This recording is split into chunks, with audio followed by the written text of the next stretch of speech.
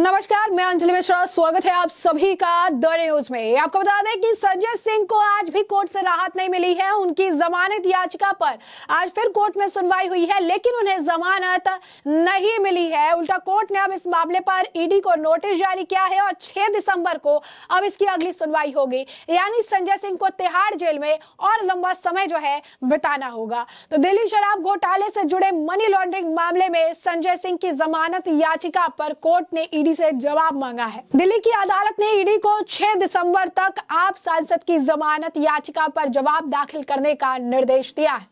Special जज MK. Nagpal ने केंद्रीय जांच एजेंसी को नोटिस जारी किया है। साथ ही जज ने ईडी को आरोपी को एक पत्री उपलब्ध कराने का निर्देश भी दिया है। बता दें कि पहले मामले की सुनवाई जो है शनिवार को होनी थी, लेकिन न्यायाधीश के छुट्टी पर होने के कारण इसे स्थगित कर दिया गया था।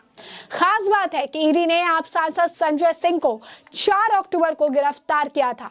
ईडी ने आरोप लगाया कि संजय सिंह ने आबकारी नीति के निर्माण और कार्यान्वयन में महत्वपूर्ण भूमिका निभाई, जिससे कुछ शराब निर्माताओं, थोक विक्रेताओं और खुदरा विक्रेताओं को मौद्रिक लाभ हुआ। संजय सिंह को पिछले महीने ईडी ने दिल्ली शराब नीति मामले से जुड़े मनी लॉन्ड्रिंग मामले में उनके आवास पर छापेमारी के बाद गिरफ्तार किया था। शुरुआत में उन्होंने जांच एजेंसी की हिरासत में 5 दिन बिताए, जिसके बाद उनकी हिरासत को 3 और दिनों के लिए बढ़ा दिया गया। बाद में उन्हें न्यायिक हिरासत में जेल भेज दिया गया। ईडी का दावा है कि संजय सिंह अब रद्द की जा चुकी शराब नीति को बनाने और उसके क्रियान्वयन में जो है पूरी तरीके से भारी रूप से जो है शामिल थे, जिसने कथित तौर पर पैसे के बदले में कुछ शराब व्यवसायियों का पक्ष लिया था। संजय सिंह ने इन आरोपों से इनकार किया। शुक्रवार को दिल्ली कोर्ट ने संजय सिंह की न्यायिक हिरासत 4 दिसंबर तक बढ़ा दी थी। अदालत ने कहा कि चूंकि आप नेता को पहली बार 5 अक्टूबर को पेश किया गया था, इसीलिए जांच पूरी करने और आरोप पत्र दाखिल करने की अनिवार्य अवधि 3 दिसंबर को समाप्त हो रही है। सुनवाई के दौरान जांच एजेंसी ने अदालत को सूचित किया कि एक पूरक आरोप पत्र शीघ्र ही निर्धारित समय के भीतर दायर जो है कर दिया जाएगा। संजय सिंह की ओर से भी 2 आवेदन दिए गए। एक आवेदन में जेल में एक इलेक्ट्रिक केतली की मांग की गई थी और दूसरे ने अपने बचत बैंक खाते से 2 ब्लैंक चेक, एक 50,000 का और दूसरा 90,000 पर हस्ताक्षर प्राप्त करने की अनुमति मांगी थी।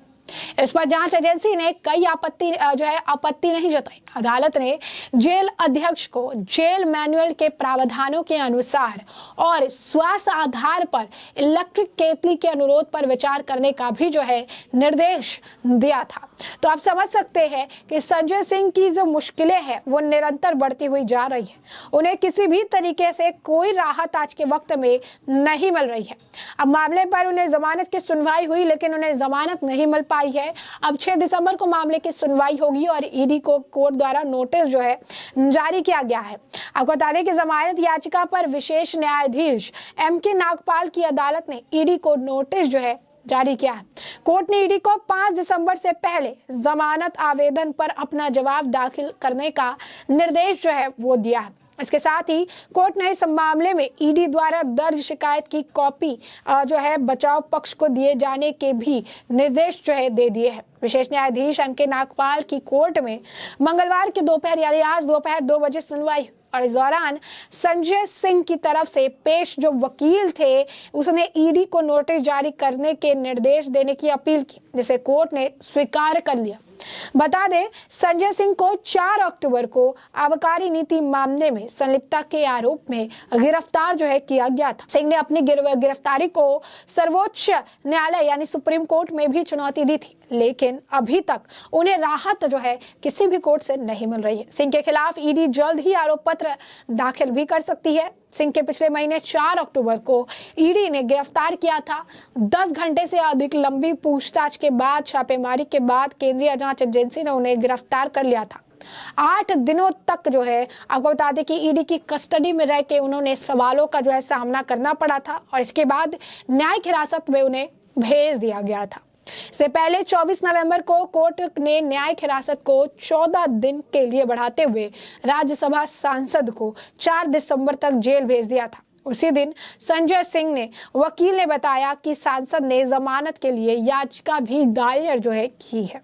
ईडी ने कहा था कि जल्द ही संजय सिंह के खिलाफ चार्जशीट पेश कर दिया जाएगा।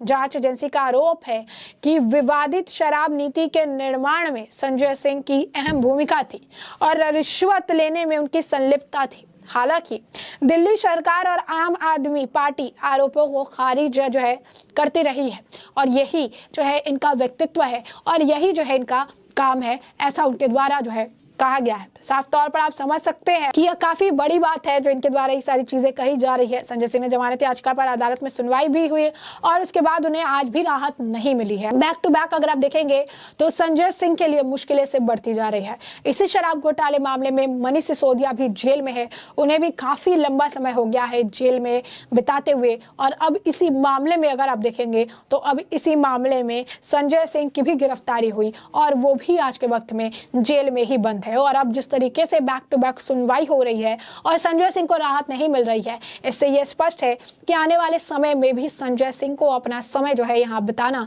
यानी तिहाड़ जेल में ही बिताना पड़ेगा। तो ऐसे में जो है नोटिस जारी करके जो है अब अगर आप कहेंगे कि जवाब देने के लिए कहा है, जवाब दाखिल करने के लिए कहा है और इसका जो डेट है उन्होंने डेट दिया है और वो डेट है 6 दिसंबर की।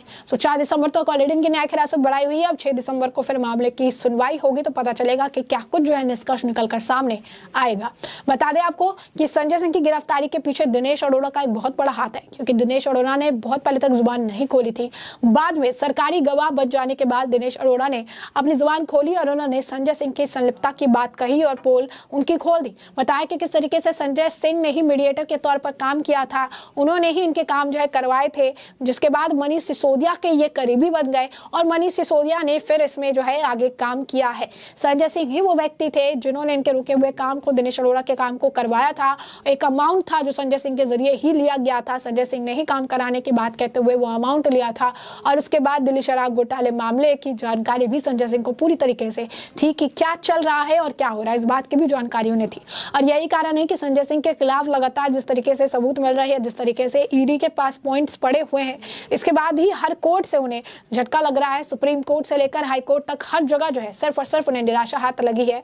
और आज जब उनकी जमानत पर फिर से सुनवाई हुई है, इसके बावजूद संजय सिंह जो है वो बाहर नहीं निकल पाए हैं। आज भी उनकी जमानत जो याचिका है वो खारिज कर दी गई है। तो ऐसे में हमने आपको ये जो पूरा मामला है ये बड़े विस्तार से बताया है कि यह पूरा मामला क्या है। और अब इस पूरे मामले पर आपकी भी जो राय हो हमें कमेंट सेक्शन में कमेंट करके जरूर साझा करिएगा। धन्यवाद।